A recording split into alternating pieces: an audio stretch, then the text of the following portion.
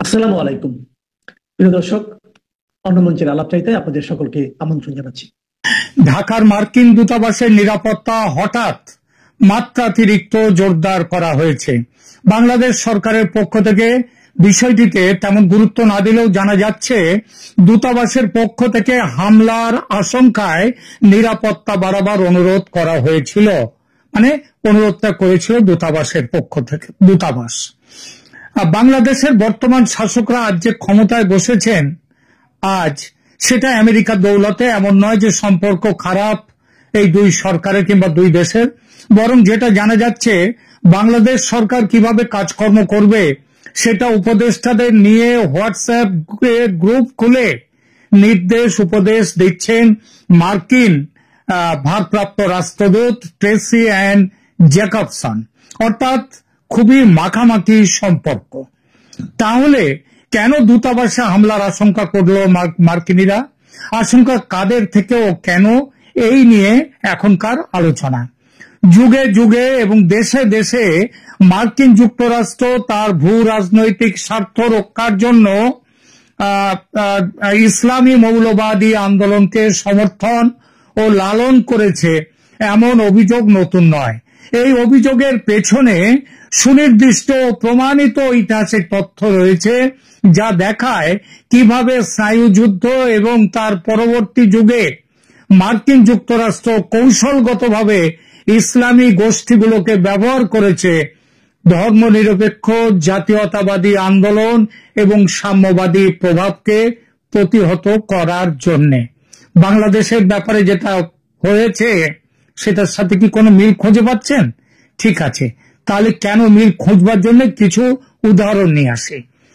1950 ও 1960-এর দশকে মার্কিন যুক্তরাষ্ট্র মিশরের রাষ্ট্রপতি গামাল আবদেল নাসেরের ধর্মনিরপেক্ষ আরব জাতীয়তাবাদের বিরুদ্ধে উঠে পড়ে লেগেছিল। আমেরিকার নেতারা মনে করতেন নাসের কমিউনিজমের ট্রোজান হর্স হতে পারেন এবং সোভিয়েত প্রভাব মধ্যপ্রাচ্যে বিস্তৃত করতে সহায়তা করতে পারেন আব্দুল নাসের। এটা আটকাতে আমেরিকা জঙ্গি সংগঠন মুসলিম ব্রাদারহুডকে ব্যবহার করেছিল। যদিও মার্কিন যুক্তরাষ্ট্র সরাসরি ব্রাদারহুডকে অস্ত্র দেয়নি, অস্ত্রটা পাঠিয়েছিল সৌদি আরবের মতো সহযোগী ইসলামী রাষ্ট্রগুলোর সাথে জোট সাজস করে তাদের বিরুদ্ধে পাঠিয়েছিল অস্ত্র তাদের কাছে। 1954 সালে নাসের বলেছিলেন একটা কথা যেটা নাসেরের বিরুদ্ধে সমস্ত মুসলিম বিশ্বকেও একত্র করতে আমেরিকার খুব সুবিধা হয়েছিল। নাসের বলেছিলেন, আমি এখনো দেখতে পাচ্ছি না, 1954 সালে, খেয়াল করবেন, নাসের বলেছিলেন আমি এখনো দেখতে পাচ্ছি না কিভাবে কুরআন অনুযায়ী শাসন করা সম্ভব হবে। কুরআন একটি জীবনযাত্রা সম্পর্কিত সাধারণ পাঠ্য, ব্যাখ্যা সাপেক্ষ, এবং সেই কারণে আমি মনে করি না যে এটা নীতি বা রাজনৈতিক মতবাদের উৎস হিসেবে উপযুক্ত হতে পারে। আফগান মুজাহিদদের সাথে 1980-র দশকে আমেরিকার অংশীদারিত্ব কোনো ব্যতিক্রম ছিল না, বরং দীর্ঘমেয়াদী একটি কৌশলের অঙ্গ ছিল। ইরানে 1953 সালের অভ্যুত্থান, তার কথাটা ভাবুন। 1953 সালে মার্কিন যুক্তরাষ্ট্র এবং ব্রিটেন অপারেশন অ্যাজাক্স নামে একটি গোপন অভিযানে ইরানের গণতান্ত্রিকভাবে নির্বাচিত প্রধানমন্ত্রী মোহাম্মদ মোসাদ্দেককে ক্ষমতাচ্যুত করে। Mosaddegh Anglo Iranian oil company জাতীয়করণ করতে চেয়েছিল, ফলে তাদের হাতে ঘা লেগেছিল আমেরিকা ইংল্যান্ডের, এবং মোসাদ্দেকের ধর্মনিরপেক্ষ সমাজতান্ত্রিক নীতি আমেরিকা মনে করেছিল সোভিয়েত ইউনিয়নের প্রতি সহানুভূতিশীল, সুতরাং তাকে কিভাবে ধ্বংস করা যায় সেই চেষ্টায় নেমে গিয়েছিল। পরবর্তীকালে সিআইএ প্রকাশ্যে স্বীকার করেছে যে ইরানে মোসাদ্দেকের বিরুদ্ধে অভ্যুত্থানটি ছিল সিআইএ নির্দেশিত মার্কিন পররাষ্ট্র নীতির একটি কাজ, যা সরকারের সর্বোচ্চ পর্যায়ে পরিকল্পিত এবং অনুমোদিত হয়েছিল। সেই অভিযানে সিআইএ জাল কমিউনিস্ট প্রচার তৈরি করে মোসাদ্দেককে অসম্মানিত করেছিল, অপমানিত করেছিল, এবং ধর্মীয় নেতা ইরানে যারা ছিল তখন তাদেরকে ঘুষ দিয়েছিল। মার্চ 2018 প্রকাশিত একটি ব্রিটিশ মেমো অনুযায়ী মার্কিন দূতাবাস ওই ইরানের সেই অভ্যুত্থানের আগের দিনগুলোতে ইরানের প্রভাবশালী ব্যক্তিদের, বিশেষত উচ্চ পর্যায়ের ইরানি ধর্মযাজকদের কাছে বিপুল পরিমাণ অর্থ পাঠিয়েছিল। মনে পড়ছে বাংলাদেশে 2024 অভ্যুত্থানের আগে আমেরিকার ভূমিকার কথা। মোসাদ্দেককে উৎখাত করার পর শাহ মোহাম্মদ রেজা পাহলভিকে ক্ষমতায় আবার নিয়ে আসা হয়েছিল, যিনি পশ্চিমা সমর্থনে 26টা বছর একনায়কতন্ত্র চালান, স্বৈরতন্ত্র চালান। 1953 সালের এই অভ্যুত্থান সরাসরি 1979 সালে যে ইসলামী বিপ্লবের বীজ, সেই বীজ রোপণ করেছিল। আফগানিস্তানের কথা ভাবুন। আফগানিস্তানে মার্কিন সহায়তা হলো আধুনিক জিহাদি আন্দোলনের সবচেয়ে সুপরিচিত উদাহরণ। 1979 সাল থেকে 1989 সাল পর্যন্ত অপারেশন সাইক্লোন ছিল সিআইএ এর দীর্ঘতম এবং সবচেয়ে ব্যয়বহুল গোপন অভিযান। এই অভিযানের প্রাথমিক তহবিল ছিল 1979 সালের মাঝামাঝি সময়ে $6,95,000 এবং 1987 সালে সেটা বেড়ে দাঁড়ায় বার্ষিক $630 মিলিয়ন। সামগ্রিকভাবে 3 বিলিয়নেরও বেশি মার্কিন তহবিল মুজাহিদদের প্রশিক্ষণ এবং অস্ত্রের জন্য ব্যয় করা হয়েছিল। প্রোগ্রামটি ছিল বিশেষভাবে জঙ্গি ইসলামী গোষ্ঠীগুলোকে সমর্থন করা এবং পাকিস্তানের প্রেসিডেন্ট মোহাম্মদ জিয়াউল হকের সাথে ষড়যন্ত্র করেছিল আমেরিকা এবং কম মতাদর্শিক অর্থাৎ কম জঙ্গি আফগান প্রতিরোধ গোষ্ঠীর চেয়ে জিয়াউল হক এবং আমেরিকা তখন সমর্থন দিয়েছিল আরো জঙ্গিদের। পাকিস্তানের ইন্টার সার্ভিসেস ইন্টেলিজেন্স মধ্যস্থতাকারী হিসেবে কাজ করেছে এবং প্রতি বছর আফগানিস্তানে 16,000 থেকে 18,000 মুজাহিদিন যোদ্ধাদের সরাসরি প্রশিক্ষণ দিয়েছে। অবিশ্বাস্য হলেও এটা ঘটনা যে ওসামা বিন লাদেন তিনি কিন্তু ছিলেন আমেরিকারই প্রোডাক্ট এবং ওসামা বিন লাদেন এবং আফগান আরব স্বেচ্ছাসেবকরা পরোক্ষভাবে সিআইএ এর তহবিল থেকে উপকৃত হয়েছেন। সিআইএ প্রধান উইলিয়াম কেসি আইএসআই এর একটি উদ্যোগে সিআইএ সমর্থন প্রতিশ্রুতিবদ্ধ করেছিলেন বিশ্বব্যাপী মুসলমানদের পাকিস্তানে আসতে এবং আফগান মুজাহিদিনদের সাথে লড়াই করার জন্য নিয়োগ দিয়েছিল এই আমেরিকা তার অর্থ দিয়ে। স্যার মার্টিন ইভান্স একজন বড় কূটনীতিক এবং বিশ্লেষক, তিনি নোট করেছেন যে আরব বিদেশি যোদ্ধারা আইএসআই এবং প্রতিরোধ সংগঠনের মাধ্যমে সিআইএ এর তহবিল থেকে উপকৃত হয়েছিল এবং এটা অনুমান করা হয়েছে যে 1988 সাল পর্যন্ত $800 মিলিয়ন খরচে পাকিস্তানের 35,000 আরব আফগান তারা সামরিক প্রশিক্ষণ পেয়েছিল, যারা পরে বিন লাদেনের সহযোগী হয়েছিল। বিন লাদেনের নিকটতম আফগান সহযোগী জালাল উদ্দিন হাক্কানি এবং গুলবুদ্দিন হেকমাতিয়ার এরা সিআইএ এর সবচেয়ে বড় সুবিধাভোগী ছিলেন। হাক্কানি সরাসরি সিআইএ এজেন্টদের কাছ থেকে নগদ অর্থ পেয়েছিলেন আইএসআই এর মধ্যস্থতা ছাড়াই।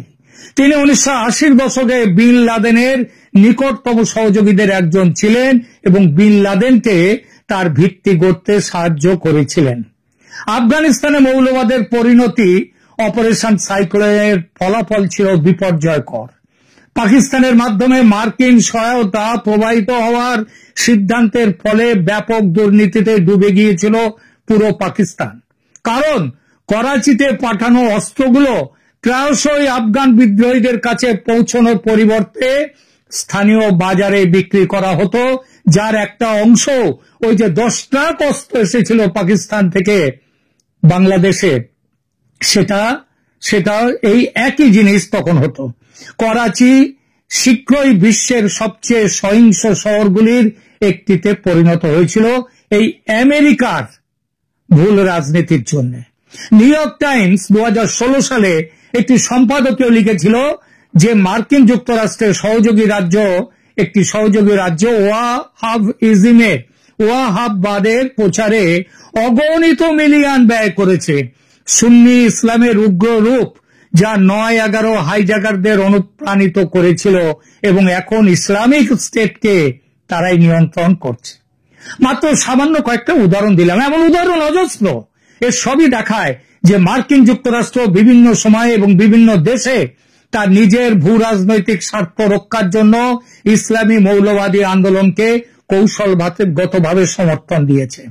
আফগানিস্তানে অপারেশন সাইক্লোনে $3 বিলিয়ন বেশি, ইরানে 1953 সালের অভ্যুত্থান, ধর্মীয় নেতাদের ঘুষ দিয়ে, পাকিস্তানে জিয়াউল হকের ইসলামীকরণ প্রোগ্রামের সমর্থনে কয়েক বিলিয়ন ডলার সামরিক সহায়তা, এবং সিরিয়াতে বিদ্রোহীদের অস্ত্র সরবরাহ, যেখানে সিআইএ সমর্থিত যোদ্ধারা 1 লক্ষ সিরিয়ান সৈন্যকে হত্যা করেছে বলে অনুমান করা হয়। এ সবই নথিবদ্ধ প্রমাণ।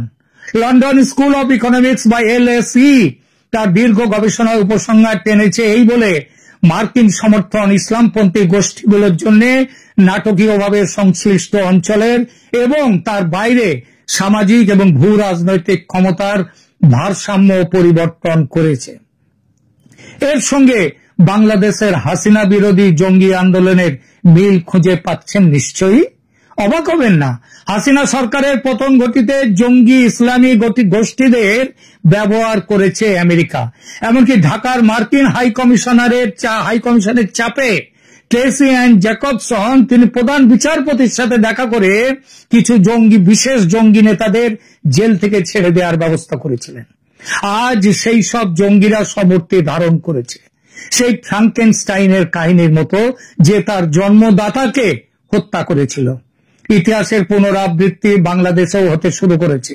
তাই হামলার আশঙ্কায় কাঁপছে ঢাকার মার্কিন দূতাবাস। ঢাকার মার্কিন দূতাবাসে হঠাৎ করে নিরাপত্তা ব্যবস্থা উল্লেখযোগ্য বৃদ্ধি হওয়ার এটাই একটি কারণ।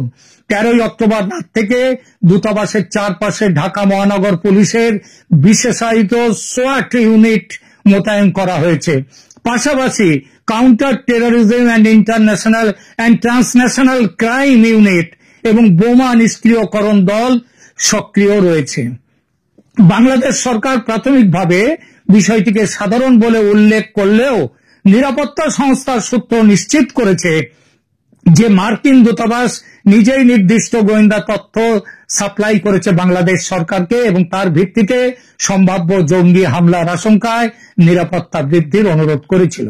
রিপোর্ট অনুযায়ী জামাতুল আনসার ফিল হিন্দাল সারকিয়া, সংক্ষেপে JAFHS, এবং আল কায়দা ইন ইন্ডিয়ান সাবকন্টিনেন্ট AQIS, এই জঙ্গি সংগঠনগুলো মার্কিন দূতাবাসে হামলা এবং কর্মচারীদের অপহরণ করা এবং হত্যার পরিকল্পনা করছিল। এটা পরিষ্কারভাবে জানিয়ে দিয়েছে, সূত্র পেয়েছে আমেরিকা। সূত্র জানায় দূতাবাসের কর্তৃপক্ষ তাদের নিজস্ব তদন্তের মাধ্যমে 3 জন বাংলাদেশি নাগরিককে চিহ্নিত করেছে যারা সম্ভাব্য হামলা সংগঠিত করতে পারে এবং তাদের নাম, ঠিকানা ও ছবি ঢাকা মহানগর পুলিশকে দান দিয়েছে। আরো আশঙ্কাজনক তথ্য হলো যে জঙ্গিরা দূতাবাসের কাছাকাছি একটি মাঠে ক্রিকেট খেলার অজুহাতে রেইকি করার পরিকল্পনা করেছিল। এই সম্পর্কিত আগস্ট 2025-এ একটি বড় গ্রেপ্তার হয়েছিল, যখন শামীম মাহফুজ নামে একজনকে গ্রেপ্তার করা হয়, যিনি জামাতুল আনসার ফিল হিন্দাল সারকিয়ার প্রতিষ্ঠাতা এবং পূর্বে জামাতুল মুজাহিদিন বাংলাদেশের নেতা, তিনি ছিলেন JMB নেতা। শামীম মাহফুজকে 2011, 2014 এবং 2023 সালে জঙ্গি কার্যকলাপের জন্য গ্রেপ্তার করা হয়েছিল এবং এবার তাকে পাকিস্তান ভিত্তিক তেহরিক তালিবান পাকিস্তানের সাথে যুক্ত থাকার অভিযোগে গ্রেপ্তার করা হয়েছে। তার সাথে গ্রেপ্তার হওয়া অন্যান্যদের মধ্যে রয়েছে ফয়সাল, ইঞ্জিনিয়ার ইমরান হায়দার, রেজাউল করিম আবরার, আসিফ আদনান, জাকারিয়া মাসুদ এবং সানাফ হোসেন। গুরুত্বপূর্ণ তথ্য হলো এই মামলার আশঙ্কা এবং সমস্ত তথ্য ঢাকাকে দিয়েছিল খোদ ওয়াশিংটন।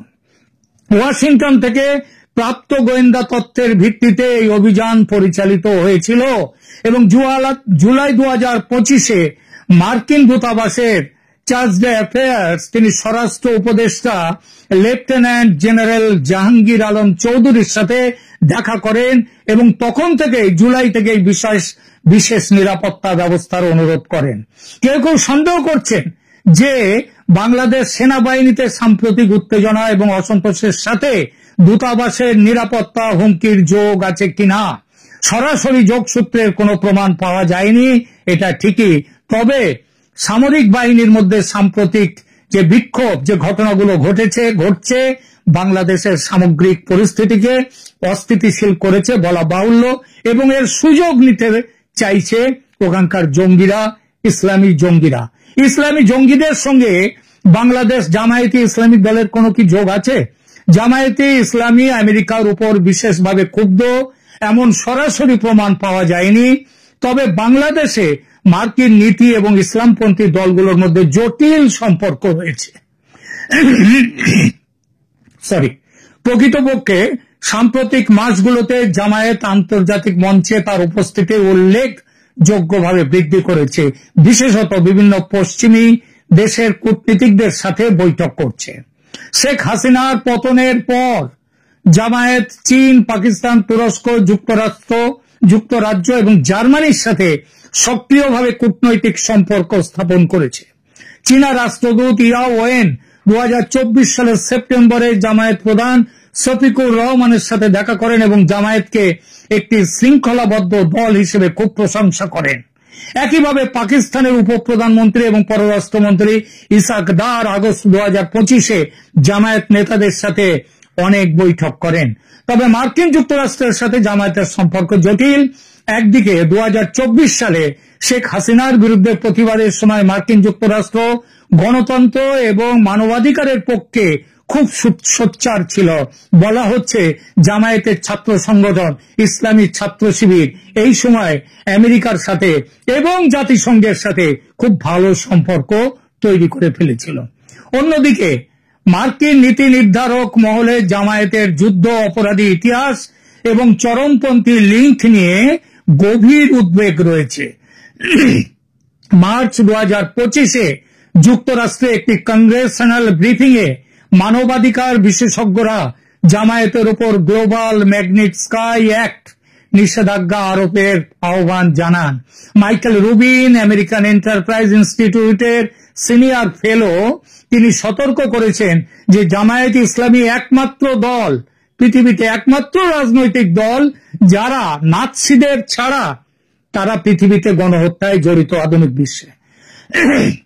জামায়াতের সম্ভাব্য ক্ষোভের একটি কারণ হতে পারে যে মার্কিন যুক্তরাষ্ট্র এখনো জামায়াতকে রাজনৈতিক শক্তি হিসেবে সম্পূর্ণভাবে গ্রহণ করেনি এবং ইসলামপন্থী চরমপন্থার বিরুদ্ধে আমেরিকা এখন কঠোর অবস্থান রাখতে চেষ্টা করছে। তবে সরাসরিভাবে মার্কিন দূতাবাসে হামলার হুমকির সাথে জামায়াতের সম্পৃক্ততার কোনো প্রমাণ পাওয়া যায়নি। বাংলাদেশি মিডিয়া এবং রাজনৈতিক বিশেষজ্ঞরা এই পরিস্থিতি নিয়ে বিভিন্ন দৃষ্টিকোণ প্রকাশ করেছেন তাদের বিশ্লেষণে এবং সেখানে এরপরে এবং তারা ব্যাপকভাবে এই বিষয়টি কভার করেছেন। মাসুদ আলম, গুলশান বিভাগের সহকারী কমিশনার, তিনি নিশ্চিত করেছেন যে সম্ভাব্য নিরাপত্তা ঝুঁকির কারণে মার্কিন দূতাবাসের চারপাশে নিরাপত্তা বৃদ্ধি করা হয়েছে। রাজনৈতিক বিশ্লেষক একজন বলেছেন ওই ডয়েচ ওয়েল পত্রিকাতে, তাদের ওখানে যে অন্তর্বর্তী সরকার কেবল বিবৃতি দেয় হামলা প্রতিরোধ বা অপরাধীদের বিরুদ্ধে আরো ব্যবস্থা নেওয়ার পরিবর্তে, এটি বাংলাদেশ সরকারের জন্য একটি বিশাল ব্যর্থতা এবং একটি বার্তা যে এত মাস পরেও সরকার সুশাসন নিশ্চিত করতে পারেনি। এবং এই প্রসঙ্গে একটা জিনিসই বলা যায়, সেটা হচ্ছে এই ধরনের পরিবেশ জঙ্গি গ্রুপগুলোর জন্য অনুকূল।